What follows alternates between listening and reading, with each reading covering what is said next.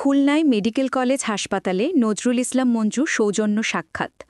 Khulna medical college হাসপাতালের পরিচালক সহ সকল পর্যায়ের কর্মকর্তাদের সঙ্গে সৌজন্য সাক্ষাৎ করেন খুলনা ২ আসনের ধানের শীষের মনোনয়ন প্রার্থী নজরুল ইসলাম মঞ্জু। সাক্ষাৎকালে হাসপাতালের চিকিৎসা ব্যবস্থা ও সামগ্রিক কার্যক্রম নিয়ে মতবিনিময় করেন তিনি। এ সময় নজরুল ইসলাম মঞ্জু বলেন, এত বড় একটি হাসপাতাল পরিচালনা করা নিঃসন্দেহে অত্যন্ত কঠিন কাজ। তবে আপনাদের আন্তরিক প্রচেষ্টা ও সেবামূলক মনোভাবের ফলেই হাসপাতালটি সঠিকভাবে পরিচালিত হচ্ছে এবং হাজার হাজার রোগী প্রতিদিন চিকিৎসা সেবা পাচ্ছেন। তিনি চিকিৎসক, নার্স ও কর্মচারীদের ধন্যবাদ জানিয়ে আরও বলেন, জনগণের চিকিৎসা সেবার মান আরও উন্নত করতে সবাইকে একসঙ্গে কাজ করতে হবে।